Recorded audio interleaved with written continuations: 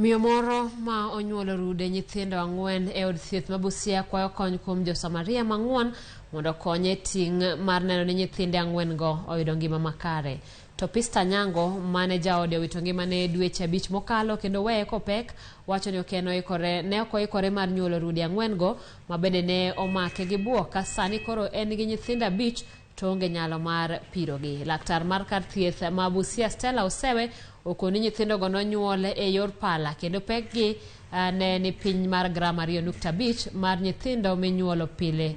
Gisani nyithindo go pod dongo e kanyo kata od thiethno kabinde nyithindo go pod tindo ahinya. Nilijifungua Jumamosi asubuhi, watoto 4 wasichana warembo. Sina uwezo wa kuwalea juu baba yao alikufa tukazika January 7th. Sina uwezo wa kulea watoto.